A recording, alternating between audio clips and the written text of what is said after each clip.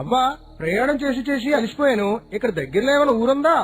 10 మైళ్ళ దూరంలో రాచకొండ అనే ఊరు ఉంది. కాని ఈ చీకట్లో ఆ దారి గుండా ప్రయాణం ప్రమాదకరం బాబు. నీకు అభ్యంతరం లేకపోతే ఈ రాత్రికి నా ఇంట్లో భోజనం చేసి పడుకొని రేపు పొద్దున్నే వెళ్ళు. ఆ మాటకి బాటసారికి ప్రాణం లేచి వచ్చింది. ఆకలితో నడిచే ఓపిక కూడా లేని సమయంలో అవ్వ చేస్తున్న సహాయానికి సంబరపడిపోతూ అవ్వ వెనుకొతలే వాళ్ళ ఇంటికి బయలుదేరాడు.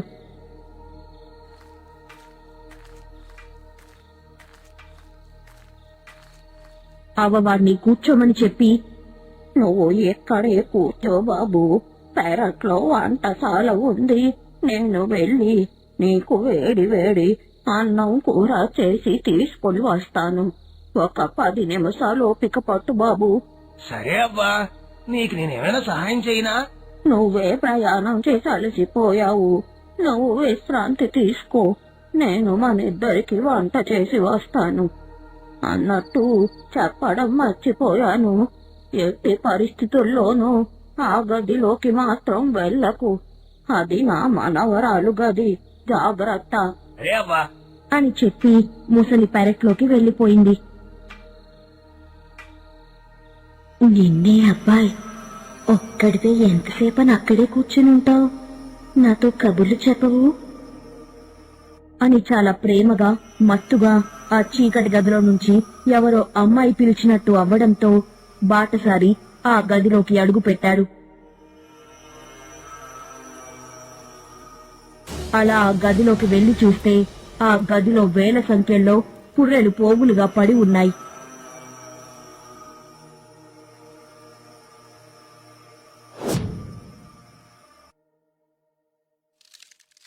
అది అందరికన్నా చిన్నది, దాని స్థానంలో నువ్వు ఉండబోతున్నావు, పారిపో. ఆత్మ కనిపించలేదు, అది చెప్పింది వాడికి వినిపించలేదు. కాని ఆ పుర్రెల్ని కదిలే బొమ్మని చూసి భయపడి బయటకు వెళ్లిపోతూ ఉండగా ముసలి వచ్చేసింది.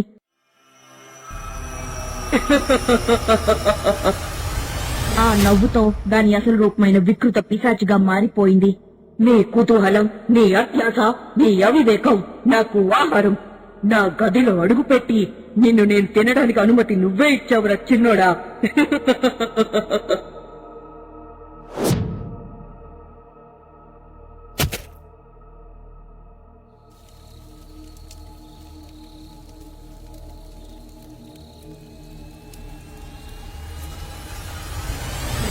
ఈ రోజు కడుపు నిండా కండపట్టిన ఈ పొట్టివాడిని తిని 30 రాత్రులు గురక పెట్టి పడుకుంటాను.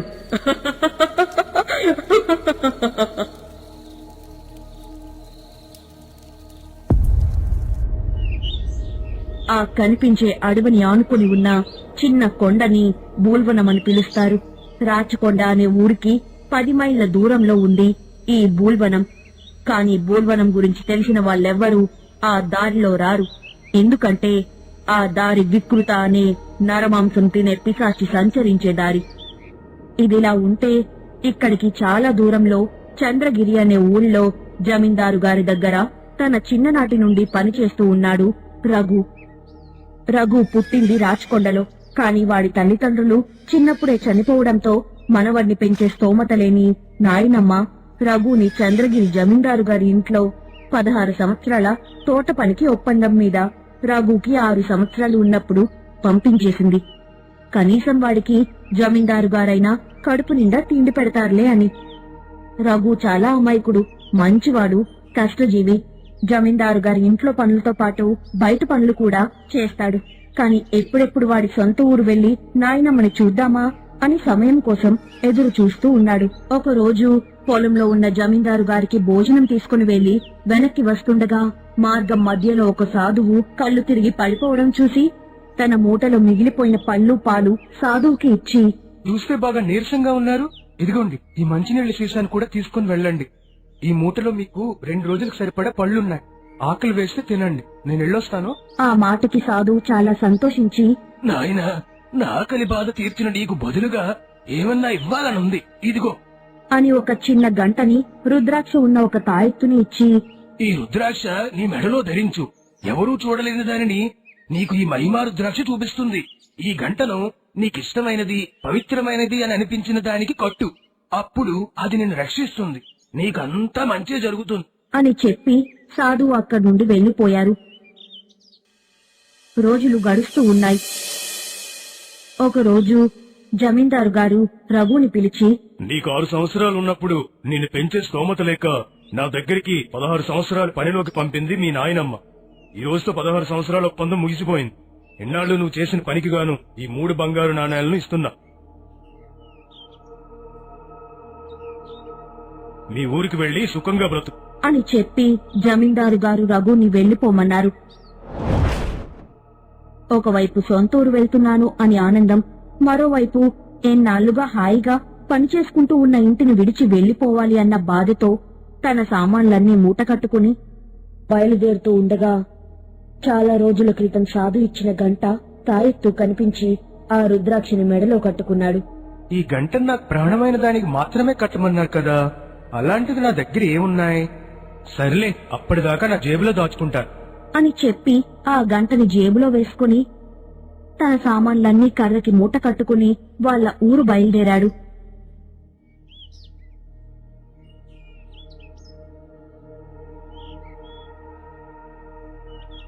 నడిచి నడిచి అలసిపోయి ఒక దగ్గర కూర్చుంటే ఒక ఎద్దుల బండిలో ఒక వర్తకుడు వెళ్తూ, అక్కడనే పట్నం వెళ్తున్నాను, నువ్వు కూడా పట్నమే వెళ్తున్నావా? కాదు, నేను రాచకొండ వెళ్తున్నాను. నేను వెళ్లే పట్నం సంతకి రాచకొండ చాలా దూరం. సరే, దారిలో దించేస్తాను రా అని పిలవగానే రఘు ఆ ఎద్దుల బండి ఎక్కి వెళ్తూ ఉండగా మార్గంలో తన కథంతా చెప్పి జమీందార్ గారు ఇచ్చిన 3 బంగారు నాణాల్ని చూపించాడు.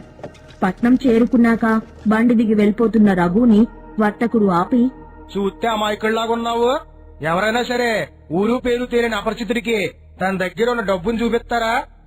ఏమో, నేనే కనుక బందిపోటు దొంగనైతే నీ దగ్గర ఉన్న బంగారాన్ని దోచుకునేవాడిని కదా. మిమ్మల్ని చూస్తుంటేనే అర్థం అవుతుంది మీరు చాలా మంచివారని. అందుకే నా దగ్గరున్న బంగారాన్ని నీకు చూపించాను. సరే, పెద్దవాడిగా నేను నీకు సలహా ఇస్తున్నాను. బంగారం ఉంటే ఖర్చు అయిపోతుంది కాబట్టి దానికి బదులుగా నా ఈ ఎద్దుల బండిని తీసుకో. దీంతో ఊర్లో సామాన్లు, సరుకులు, మనుషుల్ని రవాణా చేస్తూ హాయిగా బ్రతకొచ్చు. ఏమంటావ్? కొంప తీసి నన్ను ఈ వర్తకుడు మోసం చేయడం లేదు కదా? అయినా ఇందులో మోసపోవడానికి ఏముంది అని అనుకుంటూ వర్తకుడు ఇచ్చిన సలహా రఘుకి నచ్చింది. ఆ 3 బంగారు నాణేలు వర్తకుడికి ఇచ్చేసి బదులుగా ఆ ఎద్దుల బండిని తీసుకుని రాచకొండ వైపు బయలుదేరాడు. రేపో మాపో సావడానికి సిద్ధంగా ఉన్న ముసలెద్దులు ఇద్దరిని మించి బరువు మోయలేని పాత బండి అమ్మేద్దామని సంతకి తీసుకెళ్తూ ఉంటే వీడు బలే దొరికాడు. వీటికి 3 బంగారు నాణాలు ఇచ్చాడు. అంటే వీడు అమాయకుడు కాదు, ఎర్రివాడు. ఇదేమీ తెలియని రఘు ఎద్దుల్ని తోలుకుంటూ ఒకరోజు ప్రయాణం చేసి అనంతగిరి అడవికి చేరుకుని విశ్రాంతి తీసుకుంటూ ఉన్నాడు. అప్పుడు అదే దారిలో ఒక పెద్ద ఆవును తీసుకుని వెళ్తున్న ఒక ముసలివాడు ఆగి మండపంలో కూర్చుని రఘుతో మాటలు కలుపుతూ, మాది కృష్ణరాయపురం అనే గ్రామం బాబు. మా ఊర్లో తీవ్రమైన కరువు, మనుషులు తినడానికే తిండి లేక పస్తులుంటున్నాం. డబ్బులు లేక నా ఆవును అమ్మేద్దామని సంతక తీసుకుని బయలుదేరాను. రఘు తన విషయమంతా చెప్పి ఆ ఎద్దుల బండిని వర్తకుడి దగ్గర నుండి కొన్న విషయం కూడా చెప్పాడు. అయ్యయ్యో, 3 బంగారు నాణేలకి ఈ ముసలెద్దుల్ని, పాత బండిని కొన్నావా? వాడెవడో నిన్ను మోసం చేశాడు బాబు. ఈ ఎద్దులు ఎక్కువ కాలం బ్రతకవు. ఈ బండి కూడా బాగా పాతదైపోయింది, కొన్ని రోజుల్లో విరిగిపోతుంది. అయ్యో, 16 సంవత్సరాలు కష్టపడితే 3 బంగారు నాణేలు సంపాదించుకున్నా. వాటితో ఏదో ఒక వ్యాపారం చేసుకుంటూ బ్రతుకుదామనుకున్నాను. ఇప్పుడు ఎలా తాత? ఒక పని చెయ్యి, నా ఆవుని తీసుకొని నీ ఎద్దుల బండిని నాకు ఇచ్చేయి. సంతలో నేను ఈ ఆవుని అమ్మినా, ఈ 2 ఎద్దుల్ని అమ్మినా నాకు వచ్చే డబ్బులు అవే. అదే ఆవు నీ దగ్గరుంటే రోజుకి 2 బిందెలు పాలిస్తుంది. చక్కగా వాటిని అమ్ముకొని నువ్వు జీవించొచ్చు. నీ దగ్గరుంటే నా ఆవుకు కూడా కడుపు నిండా తిండి దొరుకుతుంది. తాత ఇచ్చిన సలహా రఘుకి చాలా నచ్చింది. వర్తకుడు చేతిలో మోసపోయినా తనని ఆదుకోవడానికి తాత రూపంలో దేవుడే వచ్చాడని చాలా ఆనందించి తన ఎద్దుల బండిని తాతకి ఇచ్చేశాడు. తాత ఇచ్చిన ఆవును పట్టుకుని తెల్లవారవ్వగానే ఊరు బయలుదేరాడు. రాచకొండకి బూల్వనం దారి గుండా వెళ్లడం ప్రమాదం. కుడివైపు మార్గం సురక్షితం అని రాసి ఉన్న హెచ్చరిక పలకని చీకట్లో రఘు చూసుకోకుండా బూల్వనం వైపు వెళ్తూ వెళ్తూ ఉన్నాడు. బాగా చీకటి పడింది. ఉదయం నుంచి ఏమీ తినలేదు. ఆకలి వల్ల కడుపు నకనకలాడుతూ ఉంది. అబ్బా, కడుపులో ఎలకలు పరిగెడుతున్నాయి. ఏమైనా తినడానికి దొరికితే బాగుండు అని చుట్టూ చూస్తే దూరంగా చిన్న కొండపైన ఒక ఇంట్లో దీపం వెలుగుతూ కనిపించింది. అమ్మయ్యా, ఆ ఇంట్లో ఎవరో ఉన్నట్టున్నారు. ఈ రాత్రికి ఆ ఇంట్లోనే విశ్రాంతి తీసుకుని రేపు ఊరు బయలుదేరుతాను అని అటువైపు అడుగు వెయ్యబోతూ ఉంటే తన ఆవు అరుస్తుంది. తాడుతో ముందుకు లాగటానికి ఎంత ప్రయత్నించినా ఒక్క అడుగు కూడా ముందుకు వేయటం లేదు. సరే అయితే నువ్వు ఈ చలిలో ఇక్కడే ఉండు. ఓనిలే కదా అని ఇంట్లో వాళ్ళని అడిగి నీకు గంజి తాగిపిద్దాం అనుకున్నా. నువ్వేమో రావడానికి మొరాయిస్తున్నావు. ఇక్కడే గడ్డి తింటూ ఉండు. నేను ఉదయం వస్తాను. కలిసి మనం ఊరు పోదాం, సరేనా?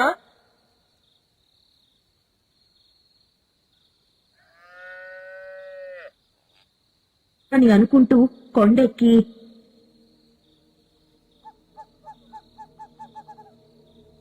ఆ ఇంటికి తలుపు కొట్టాడు. లోపల నుండి ముసలి బయటకు వచ్చింది. అవ్వా, ప్రయాణం చేసి చేసి అలసిపోయాను. దయచేసి నాకు తినడానికి ఏమైనా ఉంటే పెడతారా? బదులుగా నీకు డబ్బులు ఇస్తాను. నాకు డబ్బులేమీ అవసరం లేదు.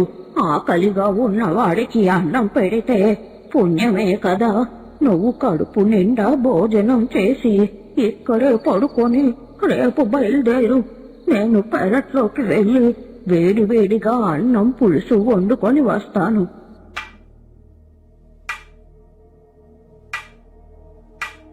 నువ్వు విశ్రాంతి తీసుకో. అసలు విషయం చెప్పడం మర్చిపోయాను. ఎట్టి పరిస్థితుల్లోనూ ఆ గదిలోకి మాత్రం వెళ్ళకు. అది నా మనవరాల గది. జాగ్రత్త. సరే అవ్వా, నేను వచ్చే వరకు ఇక్కడే కూర్చుంటాను అని చెప్పి ముసలి పెరట్లోకి వెళ్లిపోయింది. నిన్నే అబ్బాయి, ఒక్కడివే ఎంతసేపని అక్కడే కూర్చునుంటావు? నాతో కబుర్లు చెప్పవు అని చాలా ప్రేమగా మత్తుగా ఆ చీకటి గదిలో నుంచి ఎవరో అమ్మాయి పిలిచినట్టు అవ్వడంతో రఘు అది విని, అవ్వ మరీ చెప్పింది ఆ గదిలో అడుగు పెట్టొద్దు అని. కాని ఎవరా అమ్మాయి? ఎందుకు నన్ను పిలుస్తుంది? ఆయన నాకెందుకు? అవ్వ వచ్చాక కొద్దిగా తిని పడుకొని ఉదయం లేచి ఊరెళ్ళిపోతారు అని అనుకుంటూ కూర్చుని ఉన్నాడు. నిన్నే అబ్బాయి, ఒక్కడివే ఎంతసేపని అక్కడే కూర్చునుంటావు? నాతో కబుర్లు చెప్పవు? నిన్నే అబ్బాయి, ఒక్కడివే ఎంతసేపని అక్కడే కూర్చునుంటావు? నాతో కబుర్లు చెప్పవు? అలా మళ్లీ వినిపించేసరికి కుతూహలం ఆపుకోలేక చప్పుడు చేయకుండా ఆ గదిలో అడుగు పెట్టాడు. ఆ గదిలో వేల సంఖ్యలో పుర్రెలు పోగులుగా పడి ఉన్నాయి. వాటిని చూసి భయపడిపోయాడు. ఆ పుర్రెలు ఉన్న గదిలో బోలెడు ఆత్మలు రఘు కంటికి కనిపిస్తున్నాయి. అవన్నీ రఘుని ఇక్కడి నుండి వెళ్లిపోమని హెచ్చరిస్తున్నాయి. వెళ్ళిపో, త్వరగా వెళ్ళిపో, లేదా చచ్చిపోతావు. పారిపో, ఊల్వనం వదిలే, పారిపో. పిశాచి వచ్చేలోపు త్వరగా వెళ్ళిపో, లేదో చచ్చిపోతావురా.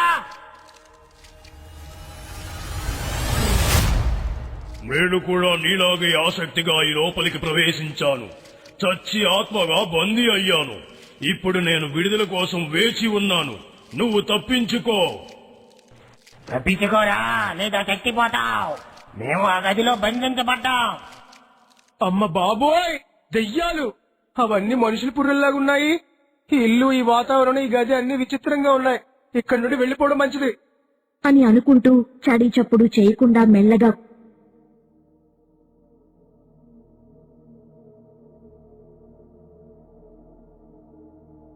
కొండ దిగి వెళ్లిపోబోతూ ఉంటే ముసలి వచ్చేసింది. రఘు చూస్తుండగా ఆ ముసలి తన రూపం పిశాచిలాగా మారిపోయింది.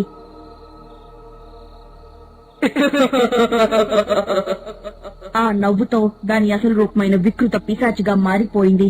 నీ కుతూహలం, నీ అత్యాస, నీ అవివేకం నాకు ఆహారం. నా గదిలో అడుగుపెట్టి నిన్ను నేను తినడానికి అనుమతి నువ్వే ఇచ్చావురా చిన్నోడా. ఒక్కసారి నా గదిలో అడుగు పెట్టాక నువ్వు ఎక్కడికి వెళ్ళినా నిన్ను వెతుక్కొని వస్తాను. నీ చావు నా చేతుల్లోనే. ఈ రాత్రి నాకు విందు భోజనం, నరమాంసంతో విందు భోజనం.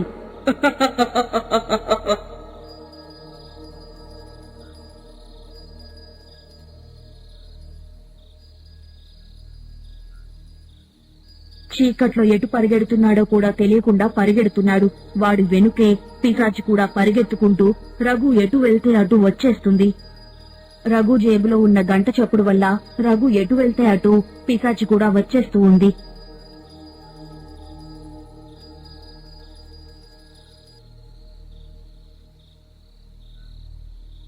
ఓహో, ఈ గంట చప్పుడు వల్ల దానికి చీకట్లో కూడా నేను ఎటు వెళ్తున్నానో దానికి తెలిసిపోతుంది అని అనుకుంటూ నెమ్మదిగా చీకట్లో నడుచుకుంటూ వచ్చి తన ఆవు మెడలో ఆ గంట కట్టేసి ఆవు తాడు విప్పేశాడు. ఆవు చీకట్లో పరుగులు తీసుకుంటూ వెళ్లిపోయింది. పిశాచి కూడా గంట చప్పుడు వస్తున్న వైపు వెళ్లిపోయింది.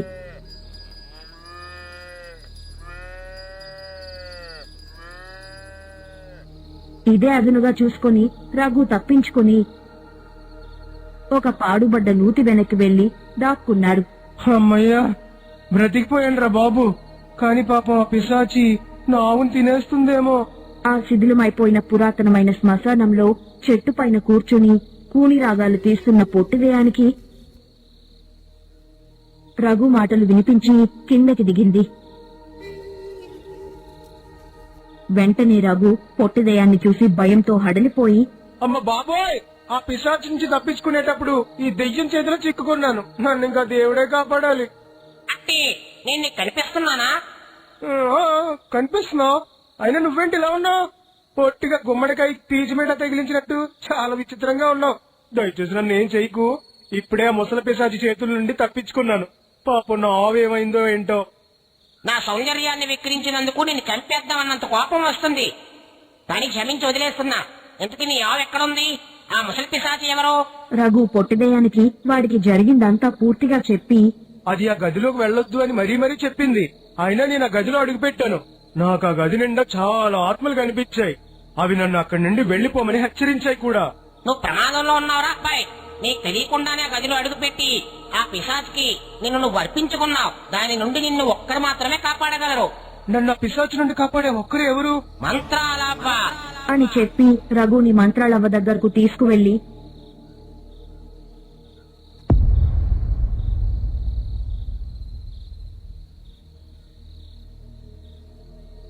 జరిగిందంతా మంత్రాలవ్వకి ఇద్దరు వివరంగా చెప్పారు. మంత్రాలవ్వ రఘు బుర్ర చుట్టూ నల్లటి పొగ కమ్ముకోవడాన్ని చూసి రఘు నుదుటిపైన చెయ్యి ఉంచి గాబ్రజమాంజు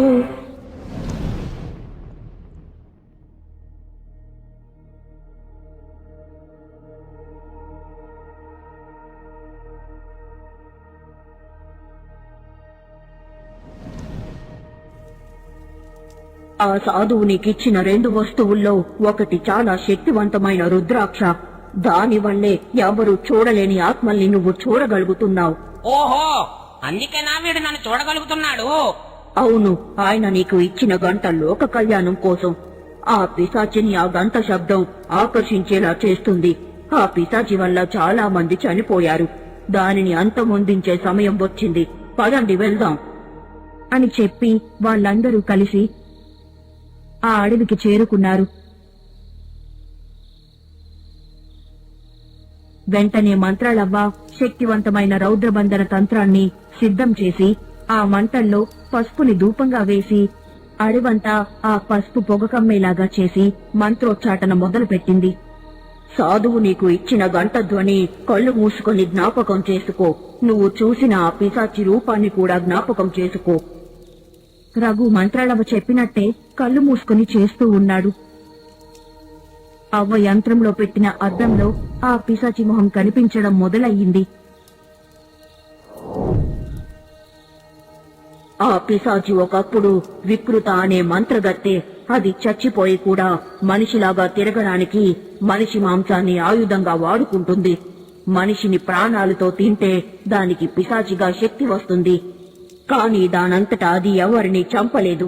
ఎప్పుడైతే దాని ఇంట్లో ఉన్న ఆ చేతబడి గదిలో అడుగు పెడతారో వాళ్లను మాత్రమే అది చంపగలదు. ఇదిగో ఈ అద్దం తీసుకో రఘు. నువ్వు దాని ఇంటికి ధైర్యంగా వెళ్ళు. నేను నీ వెనుకే వస్తాను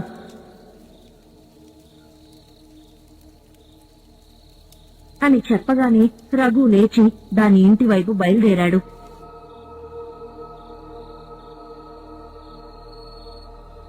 రఘు పిశాచి ఇంటి ముందుకు రాగానే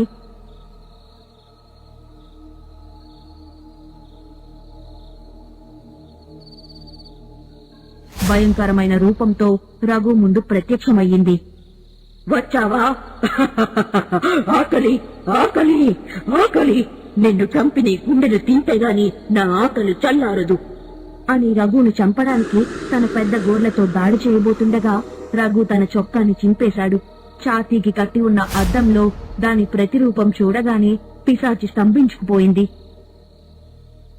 అద్దం పగిలిపోతుందనే లోపు మంత్రనవ్వ పొట్టిదెయ్యం దానిపై దాడి చేసి దానిని ఒక పెద్ద సీసాలో బంధించి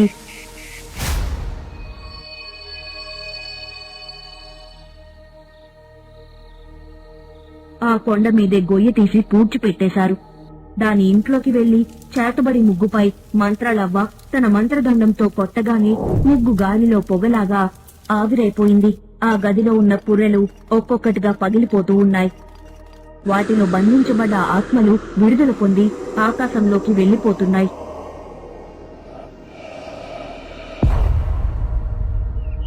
పొట్టిదెయ్యం మంత్రాలవ్వతో కలిసి రఘు వాళ్ల ఊరు వైపు బయలుదేరుతున్నాడు. నిశ్శబ్దంగా ఉన్న ఆ అడవిలో మెల్లగా గంట చప్పుడు వినిపిస్తూ ఉంది. ఆ చప్పుడు వస్తున్న వైపు వెళ్లి చూస్తే తన ఆవు గడ్డి తింటూ ఉండడం చూసి రఘు ఆనందానికి అవధులు లేవు. మంత్రాలవ్వకి పొట్టిదెయ్యానికి కృతజ్ఞతలు చెప్పుకొని తన ఊరు బయలుదేరాడు. 16 సంవత్సరాల తరువాత నాయనమ్మను చూసి చాలా ఆనందించాడు. నీకిద్దామని జమీందార్ గారిచ్చిన బంగారు నాణేలు పట్టుకుని బయలుదేరాను, కానీ అని నాయనమ్మకి జరిగింది వివరంగా చెప్పి ఆవు మెడల గంట ద్వారా ఒక పిశాచిని అంతం చేసి ఒక ఊరిని కాపాడానని మనసు నిండా ఆనందంతో నీ దగ్గరికి వచ్చాను. ఇప్పుడు ఆనందం తప్ప ఇంకేమీ లేదు నానమ్మా. నువ్వు క్షేమంగా ఇంటికొచ్చావు, అది చాలు. ఈ ఒక్క ఆవుతో నువ్వు జీవితాంతం తిండికి లోటు లేకుండా సుఖంగా బ్రతకగలవు, అది చాలులే నాయనా.